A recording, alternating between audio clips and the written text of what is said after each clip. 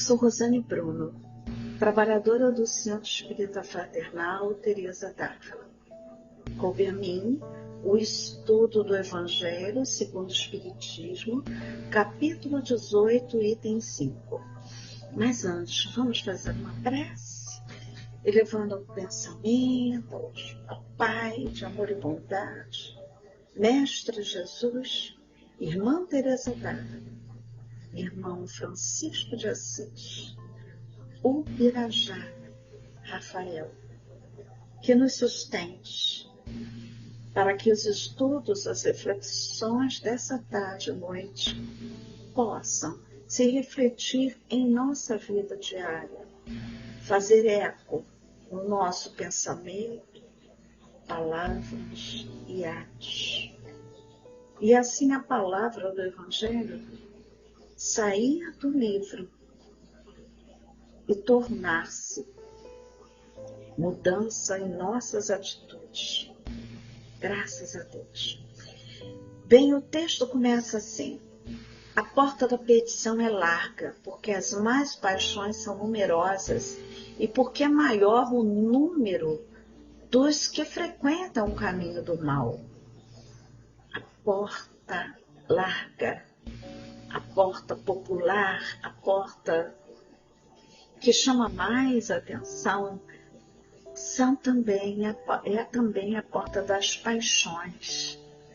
Como nós somos como cocheiros de uma carruagem e temos vários cavalos que, desembestados, nos levam ao abismo.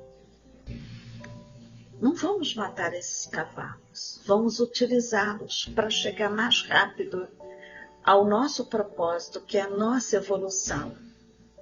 Mas para isso a gente tem que segurar com rédeas curtas os cavalos, que são a nossa natureza animal, as nossas paixões. E é por conta dessas paixões que nos prendemos, nos acorrentamos à vida na matéria. E teremos que revoltar e voltar e voltar para reparar os erros, os adversários que conseguimos, ou as sementes duras de colher que plantamos nessa vida sem cuidado, né? Na igreja greco-romana, essas paixões são chamadas dos pecados capitais, né? A ira, a cólera, a ciúme, inveja, luxúria, avareza, preguiça e soberba. São elas que nos prendem ao planeta de provas e expiações. Por conta delas, retornamos a encarnações complicadas, muitas vezes dolorosas. São as correntes que nos aprisionam e nos escravizam. É o caminho fácil, é o caminho popular, é a porta larga. O texto continua assim: a da salvação é estreita, porque o homem que quer atravessá-la deve fazer grandes esforços sobre si mesmo para vencer suas más tendências, e poucos são os que a isso se submetem. É o complemento da máxima: há muitos chamados e poucos escolhidos. O caminho estreito é o mais difícil, né? Porque ele exige autoconhecimento, reflexão. Ele exige que a gente reflita sobre as nossas escolhas diárias e tenha um firme propósito de viver alinhado aos valores do reino de Deus.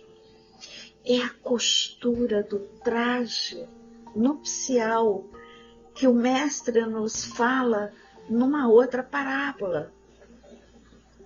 Na medida que a gente evolui, a gente ilumina o nosso perispírito, ilumina o nosso ser.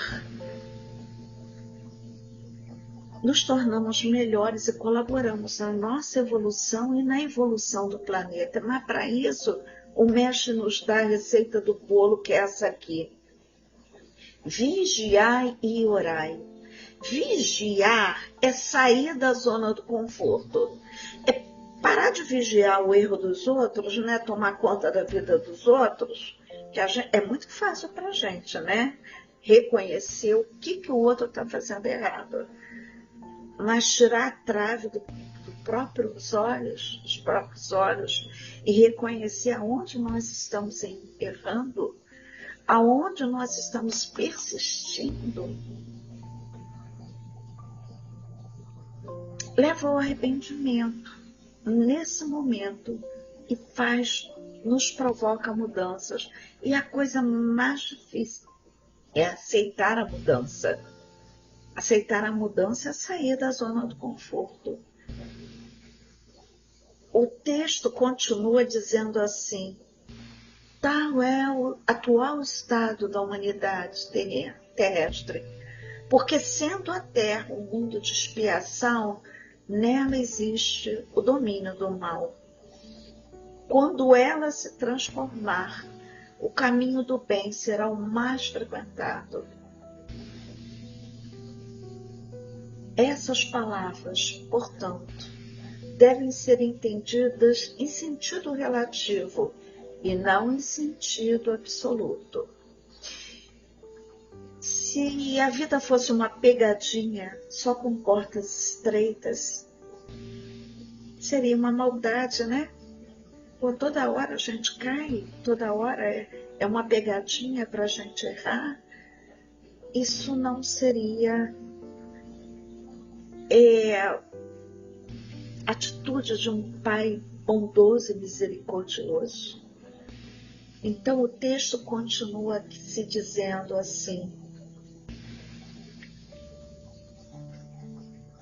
que faltas esta humanidade se teria tornada culpada para merecer uma sorte tão triste, no seu presente e no seu futuro, se na sua totalidade ela estivesse relegada à terra, e se a alma não tivesse tido outras existências. A bondade do Pai nos faz esquecer os erros cometidos na reencarnação seguinte. Aí a gente fica se perguntando: poxa vida, o que foi que eu fiz na vida passada para merecer essa dor tão grande? Basta a gente observar o que é que continua, qual é o tipo de provação que continua nos acontecendo. O que é, e parar para refletir. O que eu tinha que aprender e ainda não aprendi? O que essa situação difícil está querendo me fazer refletir? Isso exige uma porta estreita. Isso exige uma porta estreita. E a partir daí traçar novos rumos. O texto continua assim: com a anterioridade da alma e a pluralidade dos mundos, o horizonte se alarga, a luz se faz sobre os pontos mais obscuros da fé. O presente e o futuro são solidários com o passado. Só então pode-se compreender toda a profundidade, toda a verdade, toda a sabedoria das máximas do Cristo. Teresa d'Ávila, em Obras Completas, capítulos 36 e item 6, ela tem umas palavras bastante interessantes. Ela diz assim: pelo amor de Deus, irmãs, seguimos o caminho errado, pois nos perdemos desde o início. E queira a Deus que não se perca alguma alma por defender esses obscuros pontos de honra sem entender em que está a honra. Parando aqui para refletir da história da humanidade, quantas vezes as pessoas se submetem a brigas absurdas, sem sentido. Muitas vezes são levadas ao duelo para defender a honra. E essa honra é uma coisa que pode variar dependendo do local, da cultura, do tipo de existência que essa pessoa está tendo. A Teresa d'Ávila continua o texto assim: além disso, chegamos a pensar que teríamos feito muito se perdoarmos uma coisinha dessas, que não é ofensa, não é injúria, não é nada. E muitas vezes as pessoas, já fora do corpo, de carne, na literatura espírita, principalmente no livro de Dona Pereira, Memórias de um Suicida, as pessoas refletem que tudo aquilo que levou elas a buscar a morte pelo suicídio era um motivo tão insignificante que, se tivesse tido um pouco mais de paciência, um pouco mais de reflexão, teriam tomado outra atitude bem mais produtiva. Voltando ao texto de Teresa, ela diz assim: então, com ar de quem fez muita coisa, suplicamos ao Senhor que nos perdoe, já que perdoamos. Achamos que somos magnânimos por perdoarmos o outro, né? E pedimos a Deus que nos perdoe, mas o melhor perdão que a gente pode ter é aqui dentro do coração. E a primeira pessoa a perdoar é a nós mesmos. Não traçando desculpas para os erros que cometemos, não. É mudando de atitude. E isso a reencarnação nos ajuda. Vamos ler mais um pouquinho o texto de Teresa, que diz assim: dai-nos, meu Deus, a compreensão de que não nos entendemos e de que estamos com as mãos vazias. E perdoai-nos por vossa misericórdia. Em verdade, Senhor, não vejo nada que possamos pôr diante de vós, para que nos concedais um favor tão grande, a não ser que o façais por aquele que vos pede. E aí ela pede a Deus que perdoe a ela, né? E assim nós devemos pedir que Deus nos perdoe.